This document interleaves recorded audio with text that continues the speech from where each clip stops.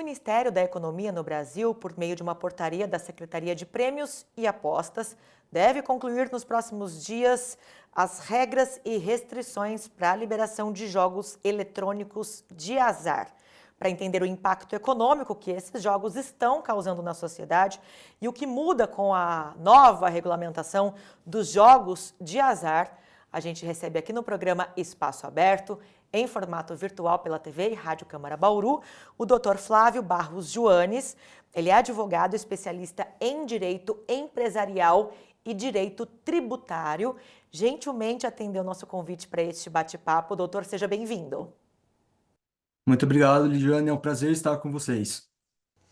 Doutor, vamos lá. Como funciona hoje? O que nós temos de legislação, que regula os jogos de azar no Brasil? Perfeito. Lidiane, é o seguinte, nós iniciamos a regulamentação a partir de uma legislação em 2018, a Lei 13.756, que permitiu a existência de apostas de cotas fixas, em que, basicamente, o apostador aposta um valor monetário em moeda nacional, sabendo de antemão o quanto ele poderá ganhar caso sua aposta seja a vencedora. O grande problema foi que a legislação previa que ela seria regulamentada em 2 anos, prorrogáveis por até outros 2 anos, o que não veio a acontecer de uma forma satisfatória.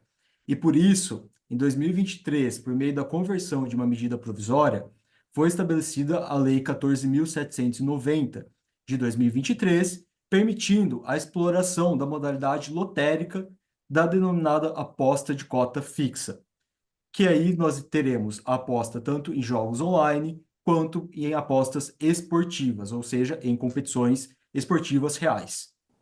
Só para a gente entender, para quem nos ouve e nos assiste, qual é a diferença, então, entre essas apostas esportivas e esses jogos online?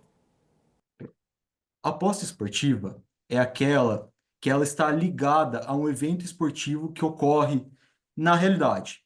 Então, você, o apostador, apostará, por exemplo, em um jogo do Campeonato Brasileiro de Futebol, em uma luta de karatê, é alguma atividade esportiva, algum campeonato esportivo oficial. Não estamos falando, por exemplo, de campeonatos amadores, são aqueles campeonatos oficiais. Os jogos, de outro lado, são aqueles jogos acessados por um meio eletrônico, cuja a aposta será feita também em um valor monetário, em dinheiro, mas que o ganho será caso acerte ou caso um conjunto de símbolos ou figuras seja aquela escolhida pelo apostador. Uhum. Falando especificamente dos jogos online, dos jogos eletrônicos de azar, como operam essas plataformas, que gerenciam, que oferecem esses jogos e quais devem ser os impactos, na sua avaliação, com a regulamentação desses jogos? Essas casas de aposta, que pela lei são chamados de agentes de aposta, agentes operadores de aposta no termo técnico, elas basicamente operam como empresas normais, em que o consumidor coloca dinheiro de verdade, transfere dinheiro para elas, faz a sua aposta em um valor padrão, ele escolhe se ele quer apostar 5, 10, 15, 20 reais, e no momento em que ele faz a escolha dele, por exemplo, numa aposta esportiva, ele sabe quanto que ele pode ganhar, porque terá lá um número multiplicador. Então, por exemplo, se você aposta em um time que tem a tendência a perder, o seu número multiplicador, que nós chamamos de coeficiente, será, por exemplo, 3. E caso ele aposte 10 reais, ele sairá com 30 reais. A grande questão é que antes da regulamentação, essas empresas estavam todas sediadas no exterior, raramente sediadas no Brasil por conta da ausência de legalidade no Instituto. E por isso a regulamentação ela vem a ser importante para que essas empresas possam operar no Brasil. Até para que possam contribuir de forma tributária, haja arrecadação de imposto em cima dessas operações aqui no Brasil. Exatamente, Lidiane, e isso é o ponto importante. Essa lei de 2023, ela vem regulamentar e ela vem numa tendência de tentar melhorar a arrecadação brasileira. Por isso, a legislação criou, inclusive, o imposto de renda sobre o valor da aposta. Então, caso você ganhe e passe da primeira faixa de isenção do imposto de renda, o apostador terá que necessariamente contribuir com o imposto de renda sobre esse valor ganho. Certo. Essas empresas, elas vão ter, a partir dessa regulamentação, então, elas vão ter um prazo para se adequarem? Sim. O Ministério da Fazenda, por meio da Secretaria de Apostas e Prêmios, deve concluir até o final de julho toda a regulamentação. Foi estruturada inicialmente em 4 fases e agora, no final de julho, deve-se terminar a última fase. A casa de apostas, ou seja, o agente operador de aposta que tenha interesse em participar no Brasil, em atuar no Brasil, além de ser constituído conforme as leis brasileiras, ter sede no Brasil, ter administração no Brasil, ter representantes no Brasil, deverão se adequar e deverão pedir autorização no Ministério da Fazenda para que eles possam atuar no país. Doutora, a gente tem uma outra informação aqui a respeito de uma das regras dessa nova regulamentação. As empresas, elas também passam a ser obrigadas a bloquear certos perfis de apostadores de acordo com algumas regras pré-estabelecidas pelo governo. Quais seriam, então, essas restrições? Diane, como funciona? O Ministério da Fazenda, por meio da Secretaria de Apostas, ele ainda não terminou a regulamentação nesse ponto em específico. No entanto, a própria lei já nos dá indícios do que virá nessa regulamentação. Por quê? A lei, ela estabelece determinados usuários que são proibidos de atuar na plataforma. Então, crianças e adolescentes são proibidos, não podem participar. Pessoas que tenham, de qualquer forma, vínculo com a casa de apostas ou vínculo com a própria instituição de futebol, de alguma forma organize eventos esportivos também não poderão participar, e pessoas diagnosticadas com ludopatia, que é aquele vício, aquela compulsão por jogos. Essas pessoas são vedadas, elas não podem participar das apostas online. E por esse motivo, a tendência é que haja uma autorização para que as plataformas bloqueiem usuários identificados como essas pessoas. Há essa preocupação, então, essa restrição para que essas pessoas que são, como você disse, diagnosticadas, dependentes de jogos, não acessem, não corram o risco de acessarem essa plataforma. Sim, a regulamentação nesse ponto, ela é muito boa, porque além de estabelecer critérios para uma transparência nos jogos, para a lisura do procedimento, ela também busca, de uma forma ou de outra, que pessoas que eventualmente tenham problemas com jogos ou problemas compulsórios com apostas sejam afastadas para evitar maiores prejuízos à própria sociedade. Como que fica a questão, doutor, da publicidade nessas plataformas de jogos de azar? Isso vai ter uma regulamentação específica, um item específico nessa regulação? Sim, nós teremos uma regulamentação específica. A tendência é que também a regulamentação da publicidade seja uma das últimas a serem feitas. Entretanto, nós desde já temos indícios de como a regulamentação do Ministério da Fazenda se comportará. Por quê? A própria Lei 14.790 estabelece critérios para observância da publicidade. Existem alguns princípios norteadores, por exemplo, a publicidade, a propaganda, deve ser feita de uma forma de desestímulo ao jogo ou advertência sobre seus malefícios. Também deverão ter alguns critérios, como um tratamento, uma prevenção ao jogo compulsório, semelhante ao que nós temos com o cigarro, por exemplo, em que veda-se a propaganda e coloca-se, olha, o cigarro pode fazer mal. Então, há a expectativa de que haja a regulamentação neste sentido.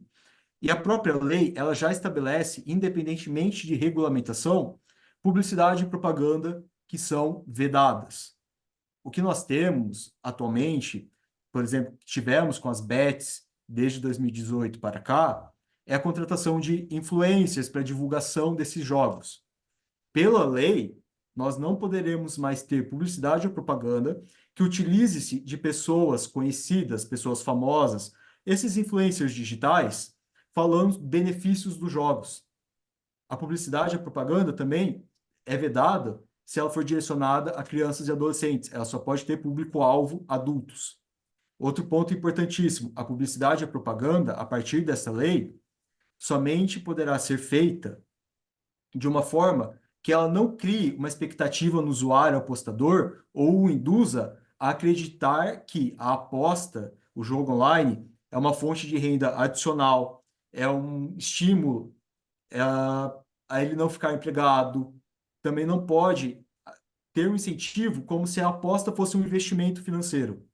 Então, todas essas diretrizes já estão na lei e serão necessariamente observadas dentro da publicidade e da propaganda. Que na verdade são situações muito recorrentes, não? São postagens, publicações, propagandas muito recorrentes que a gente acaba vendo na internet, acabam aparecendo nas redes sociais, até quando você vai usar algum aplicativo, né, doutor? Sim, elas aparecem diariamente. É, sempre que você entra no Instagram e vem propaganda de bets, propaganda de casas de aposta online, apostas esportivas, todos esses institutos, todas essas empresas, e normalmente elas estão ligadas com pessoas que têm alguma fama no meio virtual, justamente para atrair o público consumidor. Pela lei, a lei que já é editada em 2023 e que o Ministério da Fazenda terminará de regulamentar agora, já veda-se isso. Nós não podemos ter influenciadores falando como é positivo jogar, Ok, ou como se fosse um investimento. certo. Doutor, falando sobre o impacto econômico, né, a gente já tem um dado aqui que o negócio já movimenta 110 bilhões por ano no Brasil, com as casas de apostas faturando cerca de 14 bilhões no ano, segundo dados da Associação Nacional de Jogos e Loterias. As bets passaram de 0,8% da renda familiar em 2018 para algo entre 1,9% e 2,7% em 2023. Como é que você enxerga esse impacto econômico? Gianni, o que alguns analistas de mercado têm já falado e alguns dados demonstram é que as pessoas têm destinado parte do orçamento familiar às bets e nós estamos, ou a casas de aposta. Com isso, há uma mudança no padrão de consumo do brasileiro. O brasileiro ele está deixando de consumir no varejo, ele deixa de consumir dentro de restaurantes e ele deixa, especialmente, de fazer viagens. E isso traz um impacto negativo a esses setores, porque grande parte do orçamento é comprometido com apostas online. Logo, o fluxo econômico que iria para o setor de hotelaria, setor de varejo, acaba sendo um pouquinho menor. Entretanto, de outro lado, nós temos um alívio aos cofres públicos, porque as apostas passam a ser tributadas, e também você tem uma geração de emprego dentro dessas empresas. Por quê? Agora, necessitando estarem constituídas com equipes administrativas dentro do Brasil para poderem operar e conseguir autorização do Ministério da Fazenda para atuarem dentro do Brasil, necessariamente teremos que criar empregos para atender essa demanda. Logo, é um impacto econômico negativo para um setor, mas positivo para um setor em crescimento. Bom, continuam as discussões aí, as polêmicas, mas se faz necessária a proposta de regulamentação aqui. Eu acho que isso já é um ponto passivo, né? Um ponto pacífico aí, que é a necessidade de regulamentação das casas de apostas, das apostas esportivas, dos jogos eletrônicos de azar e principalmente um dos itens que eu acho que é mais importante, um dos itens mais importantes é a questão da publicidade, da forma como essa publicidade aparece para os usuários. Eu queria agradecer a presença aqui no programa Espaço Aberto em formato virtual pela TV e Rádio Câmara Bauru, do Dr. Flávio Barros Joanes, que é advogado especialista em direito empresarial e direito tributário, conversando com a gente sobre esta proposta, né, essa portaria que está sendo confeccionada da Secretaria de Prêmios e Apostas do Ministério da Economia para apresentar, né, para determinar aí as regras e restrições da liberação dos jogos eletrônicos de azar. Doutor, mais uma vez, muitíssimo obrigada. Muito obrigado e eu que agradeço a possibilidade de participação. Agradeço você também que nos acompanhou aqui pela TV e Rádio Câmara e lembro que este conteúdo fica disponível para você acessar em qualquer momento pelo nosso canal no YouTube. Neste momento, entre em TV Câmara Bauru 2. Até a próxima.